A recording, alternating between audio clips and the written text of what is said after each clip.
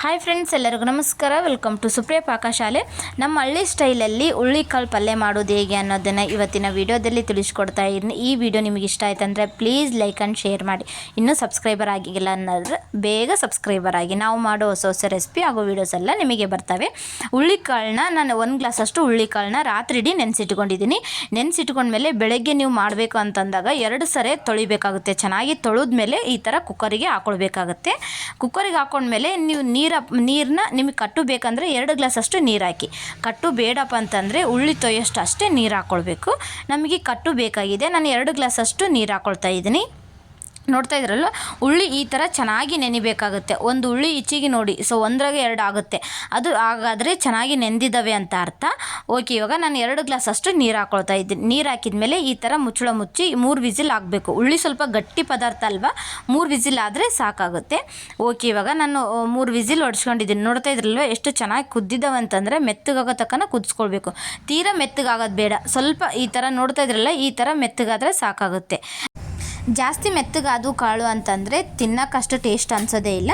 ಸ್ವಲ್ಪ ಮೆತ್ತಗಾದರೆ ಸಾಕಾಗುತ್ತೆ. ಇವಾಗ ನಾನು ಕಾಳನ್ನ ಹಾಗೂ ಕಟ್ಟನ್ನು ಎರಡನ್ನೂ ಸೇರಿಸಿ ಒಂದು ಪಾತ್ರೆಯಲ್ಲಿ ತಗೊಳ್ತಾ ಇದ್ದೀನಿ. ನೋಡ್ತಾ ಇದ್ರಲ್ಲ, ಈ ಥರ ಒಂದು ಪಾತ್ರೆಯಲ್ಲಿ ತಗೊಳ್ಬೇಕಾಗುತ್ತೆ.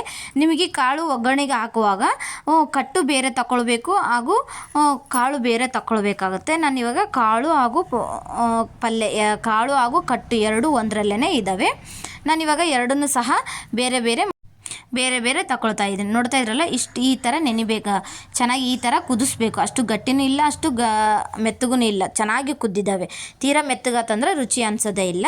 ಇವಾಗ ನಾನು ಒಂದು ಸೈಡಲ್ಲಿ ಕಟ್ಟು ಕಾಳು ಬೇರೆ ಮಾಡಿದ್ದಾಯಿತು. ಇವಾಗ ಒಂದು ಪಾತ್ರೆ ಇಟ್ಕೊಂಡು, ಗ್ಯಾಸಿನ ಮೇಲೆ ಒಂದು ಪಾತ್ರೆ ಇಟ್ಕೊಂಡು 4 ಟೇಬಲ್ ಸ್ಪೂನ್ ಅಷ್ಟು ಎಣ್ಣೆ ಹಾಕ್ಕೊಳ್ಬೇಕಾಗುತ್ತೆ. ಏನಪ್ಪ ಅಂತಂದರೆ ಮೇನ್ ಇಂಪಾರ್ಟೆಂಟು, ಕಾಳಿಗೆ ಎಣ್ಣೆ ಜಾಸ್ತಿ ಇಡಿಸೋದೇ ಇಲ್ಲ. ಮೇನ್ ಅಂತಂದರೆ ಅದು ಎಣ್ಣೆ ಜಾಸ್ತಿ ಹಾಕಿದ್ರಪ್ಪ ಅಂತಂದರೆ ಮದ ಅನಿಸುತ್ತೆ, ಕಾಳು ತಿನ್ನೋಕ್ಕೆ ಬರೋದಿಲ್ಲ. ಅದಕ್ಕೆ ನೀವು ಸ್ವಲ್ಪ ಎಣ್ಣೆ ಹಾಕ್ಕೊಳ್ಬೇಕಾಗುತ್ತೆ. ಎಣ್ಣೆ ಹಾಕಿದ ಮೇಲೆ ಇವಾಗ 2-3 ಪೋಲ್ಕದಷ್ಟು ಬೆಳ್ಳುಳ್ಳಿ ಹಾಗೂ ಜೀರಿಗೆ, ಸಾಸಿವೆ ಹಾಗೂ 2 ಒಣಮೆಣಸಿನ್ಕಾಯಿನ ಕಟ್ ಮಾಡಿ ಹಾಕ್ಕೊಳ್ತಾ ಇದ್ದೀನಿ. ಇವಾಗ ನಾನು ಕರಿಬೇವು ಹಾಕ್ಕೊಳ್ತಾ ಇದ್ದೀನಿ. ಕರಿಬೇವು ಹಾಕೊಂಡ್ಮೇಲೆ ಈರುಳ್ಳಿ ಹಾಕ್ಕೊಳ್ಬೇಕಾಗುತ್ತೆ. ಸಣ್ಣದಾಗಿ ಹೆಚ್ಚಿಟ್ಕೊಂಡಿರೋಂಥ ಈರುಳ್ಳಿನ ಹಾಕ್ಕೊಳ್ತಾ ಇದ್ದೀನಿ.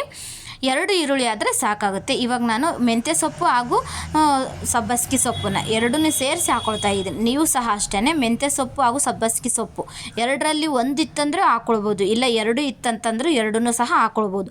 ನೀವು ಪಲ್ಯ ಎಷ್ಟು ಇಡ್ತೀರೋ ಅಷ್ಟು ಚೆನ್ನಾಗಿರುತ್ತೆ ಕಾಳಿನ ಪಲ್ಯ ಅಂತಲೇ ಹೇಳ್ಬೋದು. ಓಕೆ, ಇವಾಗ ನಾನು ಸಹ ಅಷ್ಟೇ 2ನೂ ಸೇರಿಸಿ ಹಾಕ್ಕೊಳ್ತಾ ಇದ್ದೀನಿ. ಪಲ್ಯ ಎಷ್ಟು ಜಾಸ್ತಿ ಇತ್ತಂತಂದರೆ ಚೆನ್ನಾಗಿ ಟೇಸ್ಟ್ ಬರುತ್ತೆ. ಪಲ್ಯ ನೀವು ಕಡಿಮೆ ಹಾಕಿದ್ರಿ, ಕಾಳು ಬರೀ ಹಾಕಿದ್ರಪ್ಪ ಅಂತಂದರೆ ಟೇಸ್ಟ್ ಅನಿಸೋದೇ ಇಲ್ಲ. ಓಕೆ, ಇವಾಗ ಪಲ್ಯ ಎಲ್ಲ ಚೆನ್ನಾಗಿ ಮೆತ್ತಗೆ ಕುದಿಸಿದ್ದಾಯಿತು. ಫಸ್ಟು ಪಲ್ಯ ಎಲ್ಲ ಚೆನ್ನಾಗಿ ಮೆತ್ತಗೆ ಕುದಿಸ್ಕೊಳ್ಬೇಕು. ಆಮೇಲೆ ಕಾಳು ಹಾಕಿ ಈ ಥರ ಚೆನ್ನಾಗಿ ಕಲಿಸ್ಕೊಳ್ಬೇಕಾಗುತ್ತೆ. ನಾನು ಇವಾಗ ಕಾಳು ಹಾಕಿ ನೀಟಾಗಿ ಕಲಿಸ್ಕೊಳ್ತಾ ಇದ್ದೀನಿ. ನೋಡ್ತಾ ಇದ್ರಲ್ಲ, ಕಾಳು ಹಾಕಿ ನೀಟಾಗಿ ಕಲಿಸ್ಕೊಳ್ತಾ ಇದ್ದೀನಿ. ಇದಕ್ಕೆ ನಾನು ರುಚಿಗೆ ತಕ್ಕಷ್ಟು ಸ್ವಲ್ಪ ಅರಿಶಿನ ಪುಡಿ ಹಾಕ್ಕೊಳ್ಬೇಕು. 1/4 ಟೇಬಲ್ ಸ್ಪೂನ್ ಅಷ್ಟು ಅರಿಶಿನ ಪುಡಿ ಹಾಕ್ಕೊಳ್ಬೇಕು. ಅರಿಶಿನ ಜಾಸ್ತಿ ಹಾಕಿದ್ರಪ್ಪ ಅಂತ ಅರಿಶಿನ ಸ್ಮೆಲ್ ಬರ್ತಾ ಇರುತ್ತೆ, ಸ್ವಲ್ಪ ಕಡಿಮೆ ಹಾಕ್ಕೊಳ್ಬೇಕಾಗುತ್ತೆ. ರುಚಿಗೆ ತಕ್ಕಷ್ಟು ಉಪ್ಪು ಹಾಕ್ಕೊಳ್ಬೇಕಾಗುತ್ತೆ. ನಾನು ಇವಾಗ 1.5 ಟೇಬಲ್ ಸ್ಪೂನ್ ಅಷ್ಟು ಅಚ್ಚ ಖಾರದ ಪುಡಿ ಹಾಕ್ಕೊಳ್ತಾ ಇದ್ದೀನಿ. ನಿಮ್ಮದು ಖಾರ ಜಾಸ್ತಿ ಇತ್ತಪ್ಪ ಅಂದರೆ 1.5 ಟೇಬಲ್ ಸ್ಪೂನ್ ಅಷ್ಟು ಹಾಕಿ, ಇಲ್ಲ ನೀವು ಖಾರ ಕಡಿಮೆ ಇತ್ತಂದರೆ 2 ಟೇಬಲ್ ಸ್ಪೂನ್ ಅಷ್ಟು ಹಾಕಿ.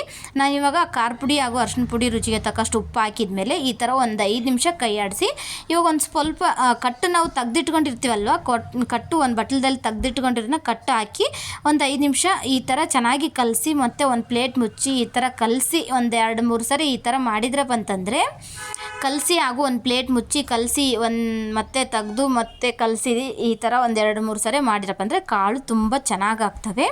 ಸ್ವಲ್ಪ ಕಲಸಿ ತೆಗೆದು ಮಾಡಿದ್ರಪ್ಪ ಅಂತಂದರೆ ತುಂಬ ಚೆನ್ನಾಗಿ ಆಗ್ತವೆ. ಓಕೆ, ಇವಾಗ ಮೇಲ್ಗಡೆ ಸ್ವಲ್ಪ ಕೊತ್ತಂಬರಿ ಉದುರಿಸ್ಕೊಳ್ತಾ ಇದ್ದೀನಿ. ನೀವು ಸಹ ಅಷ್ಟೇ ಕುದ್ದಿದ ಮೇಲೆ ಕೊತ್ತಂಬರಿ ಉದುರಿಸ್ಕೊಳ್ಳಿ, ಹಾಗಾದರೆ ಟೇಸ್ಟ್ ಬರುತ್ತೆ. ಆಮೇಲೆ ಕುದಿಯೋವಾಗನೇ ಕೊತ್ತಂಬರಿ ಹಾಕಿದ್ರಪ್ಪ ಅಂತಂದರೆ ಟೇಸ್ಟ್ ಅನಿಸಲ್ಲ. ಓಕೆ, ಇವಾಗ ನಮ್ಮ ಉತ್ತರ ಕರ್ನಾಟಕ ಸ್ಟೈಲನ್ನೇ ಹುಳ್ಳಿಕಾಳು ಪಲ್ಯ ಮಾಡೋದು ಹೇಗೆ ಅನ್ನೋದನ್ನು ತಿಳಿಸ್ಕೊಟ್ಟಿದ್ದೀನಿ. ನೋಡ್ತಾ ಇದ್ರಲ್ಲ, ಎಷ್ಟು ಚೆನ್ನಾಗಾಗಿದೆ ಅಂತಂದರೆ ಬಾಯಲ್ಲೇ ನೋಡಿದ್ರೇ ಬಾಯಲ್ಲಿ ನೀರು ಬರುತ್ತೆ. ಇವಾಗ ನಾನು ಒಂದು ಪ್ಲೇಟಿಗೆ ಒಂದು ಬಟ್ಲಕ್ಕೆ ಸರ್ವ್ ಮಾಡಿದ್ದೀನಿ. ಇವತ್ತಿನ ರೆಸಿಪಿ ಹುಳ್ಳಿಕಾಳು ಪಲ್ಯ ನಿಮಗೆ ಇಷ್ಟ ಆಯ್ತು ಅಂದರೆ ಪ್ಲೀಸ್ ಲೈಕ್ ಮಾಡಿ, ಶೇರ್ ಮಾಡಿ. ಇನ್ನೂ ಸಬ್ಸ್ಕ್ರೈಬರ್ ಆಗಿಲ್ಲ ಅಂತನ್ನೋರು ಪ್ಲೀಸ್ ಬೇಗ ಸಬ್ಸ್ಕ್ರೈಬರ್ ಆಗಿ. ಪ್ಲೀಸ್ ಸುಪ್ರಿಯ ಪಾಕಶಾಲೆಗೆ ಸಪೋರ್ಟ್ ಮಾಡಿ. ಓಕೆ ಫ್ರೆಂಡ್ಸ್, ಮುಂದಿನ ಹೊಸ ವಿಡಿಯೋದೊಂದಿಗೆ ಮತ್ತೆ ಬರ್ತೀನಿ. ಓಕೆ, ಬಾಯ್ ಬಾಯ್.